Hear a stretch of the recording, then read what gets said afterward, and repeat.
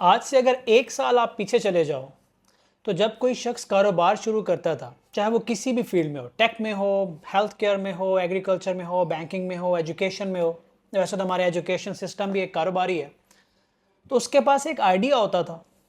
वो शख्स थोड़े पैसे डालता था या काम करता था, उस आइडिया को आगे लेके जाता था, फिर एक टीम बनाता था और वो टीम उस कारोबार को स्केल करती थी।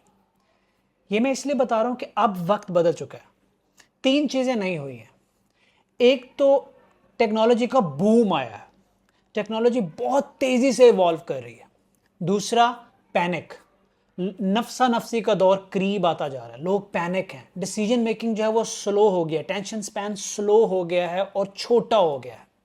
और दूसरा, रिसेशन, पूरी दुनिया में रिसेशन आ रही है, चीज़ें महंगी हो रही हैं और लोगों ने पैसा रोक लिया है।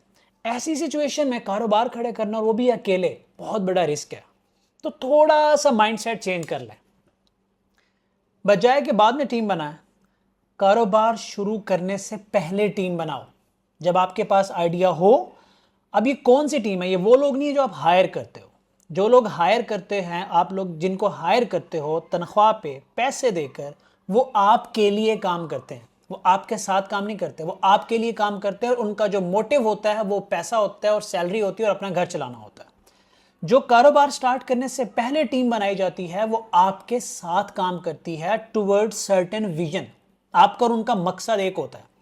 तो जो बहुत इंपॉर्टेंट स्किल है वो ये है कि कैसे ऐसे लोगों को कन्विंस किया जाए, अपने आइडिया पे किस तरह से लोगों को बनाया जाए और यकीन करवाया जाए, उनका ट्रस्ट गेन किया जाए, उनकी लॉयल्टी गेन की जाए कि वो बिलीव करें कि what ever you gonna do उसमें कामयाबी है, उसमें फायदा है, उनका भी और आपका भी। जब ये लोग साथ मिलते हैं तो ये डिफरेंट स्किल सेट लेके आते हैं।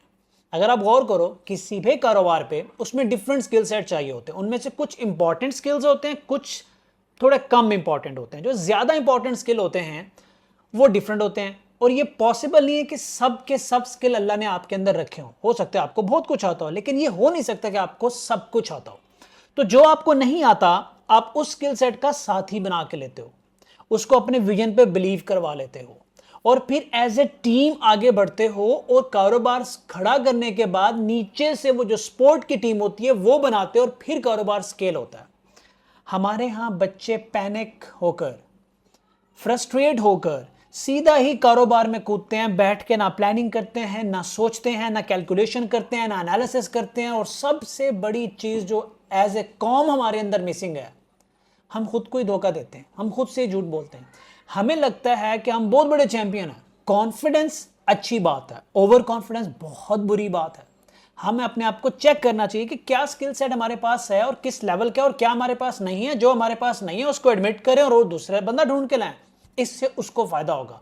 जो चीजें उसके पास नहीं है उसको मिल जाएंगी, जो आपके पास नहीं है आपको मिल जाएगी। तो होगा क्या, एक चेन बन जाएगी, एक इत्तेफाक होता है। जैसे कहते हैं ना कि इत्तेफाक में बरकत है, तो एक दूसरे का साथ हो जाएगा तो कारोबार ऊपर जाएगा ही जाएगा।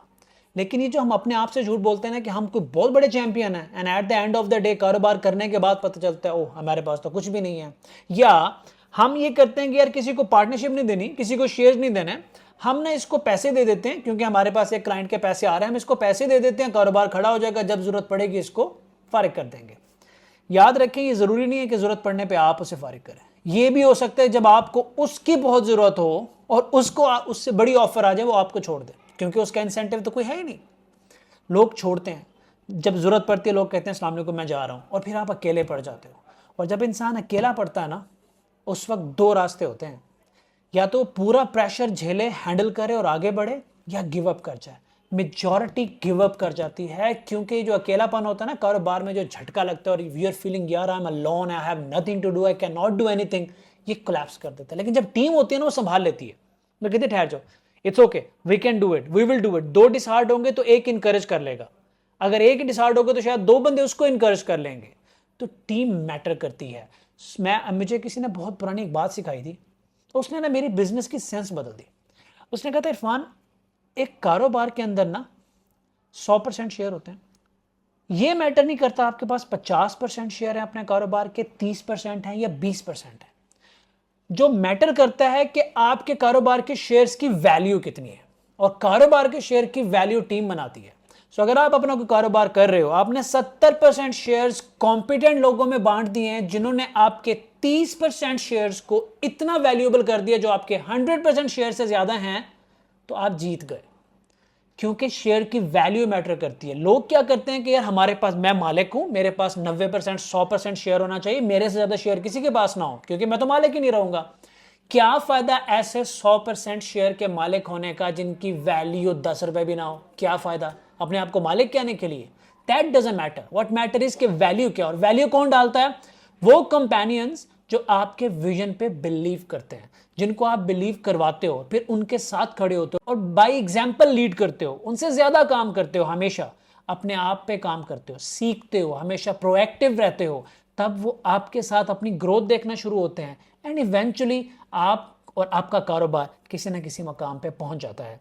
ये इसलिए रिकॉर्ड कर रहा हूं कि आज जो आखिरी 3 लोगों से मेरी मुलाकात हुई, वो तीनों इसी चीज़ के डसे हुए थे।